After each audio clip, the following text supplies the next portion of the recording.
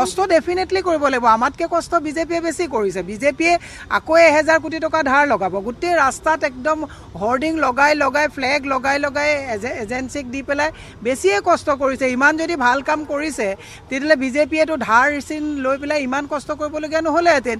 আজি তাৰিখত আমিতো কষ্ট কৰিব লাগিব, 100% আমি কষ্ট কৰি আছোঁ। আমাতকৈ কষ্ট বিজেপিয়ে বেছি কৰিবলগীয়া হৈছে। আপুনি ৰাস্তাত যেনিয়ে নাচাওক ধাৰ লগোৱা পইচাৰে হৰ্ডিং হৰ্ডিং হৰ্ডিং লগাই একদম এডভাৰটাইজ বিজ্ঞাপন এইবিলাক লগাবলগীয়া হৈছে। গোটেই কথাবিলাকৰ এতিয়া ৰিপৰ্ট কাৰ্ড বেলেগ একো নাই। বাংলাদেশ হ'ব, অহা বছৰত যদি মানে এনেকুৱা কৰে, হিমন্ত বিশ্ব শৰ্মাই কৈছে বাংলাদেশ হ'বলৈ গৈ আছে। তাৰমানে কিমান ব্যৰ্থ এজন মুখ্যমন্ত্ৰী। এতিয়া মিয়াৰ ভোট নালাগে তেনেকুৱা কথা কৈছে, কিবা কিবি কথা কৈ আছে। তেওঁলোকৰ ৰিপৰ্ট কাৰ্ডটো হৈছে বাংলাদেশী ভয় খুওৱা, হিন্দু মুছলমানৰ পলাৰাইজ কৰা, ভোট চুৰি কৰা। এতিয়া ইতিমধ্যে আপোনালোকে দেখিছে প্ৰায় 10 লাখৰো ওপৰ ভোট এতিয়া কৰ্তন কৰা দিশত গৈছে আৰু নতুন ভোটাৰ ইনক্লুড কৰিছে। এটা মানুহৰ 3 ঠাইত 4 ঠাইতকৈ নাম আছে, আমাক BLOবিলাকে ৰিপৰ্ট কৰিছে। গতিকে কষ্ট আমাতকৈ বেছি কৰিবলগীয়া হৈছে, ফাঁকি দিবলগীয়া হৈছে, ধাৰ ল'বলগীয়া হৈছে, বিজ্ঞাপন দিবলগীয়া হৈছে, নতুন ভোট ভৰাবলগীয়া হৈছে, ভোট চুৰ কৰিবলগীয়া হৈছে। তে কংগ্ৰেছতকৈ আজি তাৰিখত বিজেপিৰ মানে কষ্ট বেছি হৈছে। মাত্ৰাই দালালি কৰাৰ পিছতো বিধায়কক আকৌ মিঠাই খুৱাই পেলাই ঢাকিবলগীয়া হৈছে। তে কষ্ট আমাতকৈ বেছি বিজেপিৰ হৈছেনে নাই? মই কৈছোঁ 100% কংগ্ৰেছৰ কৰ্মীসকলে কষ্ট কৰি আছে, দিনে নিশাই আমাৰ কষ্ট কৰিছে। ৰাইজৰ পদূলিত ৰাইজৰ কংগ্ৰেছ গৈ আছে।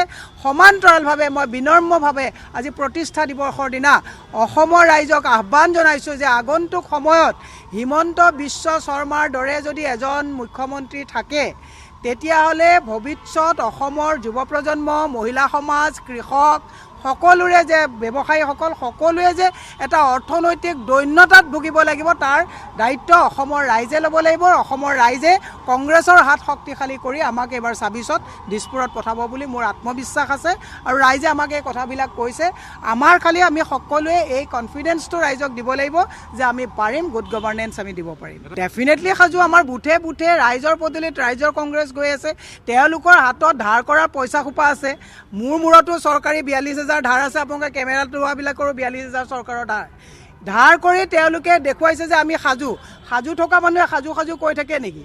সাজুটো আমিও সাজু। নিৰ্বাচনৰ কাৰণে আমি যোৱাবাৰ যে ইলেকশ্যন খেলিছোঁ, সাজু নোহোৱাকৈ ইলেকশ্যন খেলিছোঁ নেকি?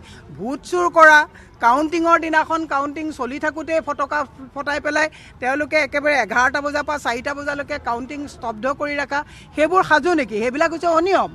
অনৈতিক ৰাজনৈতিক নিৰ্বাচন এটাৰ পৰিৱৰ্তে গণতান্ত্ৰিক সুস্থ এটা ভাল ইলেকশ্যনৰ কাৰণে কংগ্ৰেছ এবাৰ সাজু হৈছে। মই আপোনালোকক ক'লোঁ, কংগ্ৰেছক অসমৰ ৰাইজে এইবাৰ বাকী ফাঁকি আৰু পলাৰাইজ কৰা হিন্দু মুছলমানৰ নিকৃষ্ট ৰাজনীতি, বিভাজনৰ ৰাজনীতি, জনগোষ্ঠীয় মাজত ফাট পেলা যিবিলাক ৰাজনীতি। আজি আপুনি কাৰ্বি আংলঙত যাওক, কাৰ্বি আংলঙত জনগোষ্ঠীয় লোকসকলে নিজৰ ভূমিৰ অধিকাৰৰ কাৰণে আজি তাত তেওঁলোকে মানে বলিদান দিবলগীয়া হৈছে। আজি বাংলাদেশত এজন হিন্দু ল'ৰাক জ্বলাই মাৰিছে, আমি সেইটো গৰিহণা দিছোঁ। দুৰ্ভাগ্যজনক কথা। সমান্তৰালভাৱে অসমত আজি যি অনিয়ম অনিচাৰ চলি আছে, আজি বৰদিনৰ দিনাখন আপোনালোকে দেখিছে, আজি গোটেই পৃথিৱীত যদি এই নিউজটো যায় কিমান বেয়া কথা হ'ব।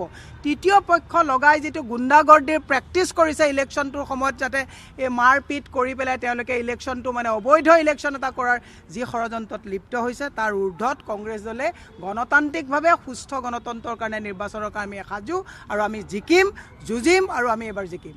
শুনক, আজি মই মুখ্যমন্ত্ৰীয়ে সভ্যতাৰ যুঁজৰ কথা কৈছিলে, শৰাইঘাটৰ যুঁজৰ ৰণৰ কথা কৈছিলে। এই কথা অচিনাকি মানুহৰ কথা কয়। তেওঁলোকৰ যে বিজয় মালাকাৰ বিধানসভাত এই যে বাংলাদেশী মূলৰ এজন বিধায়ক হৈ আছে, তেতিয়া সভ্যতা আৰু অচিনাকিৰ কথা নকয়। সভ্যতাৰ যুঁজৰ কথা কোৱা মুখ্যমন্ত্ৰীৰ দলৰ সভাপতি দিলীপ শইকীয়া ডাঙৰীয়াক এই যে দলগাঁৱৰ যে বিধায়কক গাড়ী চলাই লৈ যোৱা, তেতিয়া সভ্যতাবিলাকৰ কথা মনত নপৰে। যেতিয়া তেওঁলোকৰ অনৈতিক কথাবিলাকৰ প্ৰশ্ন সাংবাদিকে সোধে, তেতিয়া তোৰ নাম কি বুলি কৈ পেলাই তেওঁলোকে সভ্যতাৰ যুঁজৰ কথা কয়। সভ্যতাৰ যুঁজখন যিখন যুঁজৰ কথা কৈছে তেওঁলোকে নিজৰ পৰা আৰম্ভ কৰক। মুখ্যমন্ত্ৰীয়ে নৈতিকতাৰ কথা কৈছে। মুখ্যমন্ত্ৰীয়ে কৈছে জুই জ্বলাব নালাগে, কিতাপ লিখা গ্ৰন্থকাৰসকলক মানে সেই লেখকসকলকো আটক কৰিছে। মুখ্যমন্ত্ৰীক আজি বুলি কৈছোঁ চেৰিটি বিগিনছ এট হোম। নিজৰ পৰা সভ্যতা, নিজৰ পৰা নৈতিকতা আৰম্ভ কৰক, অসম এনেই শান্ত হ'ব।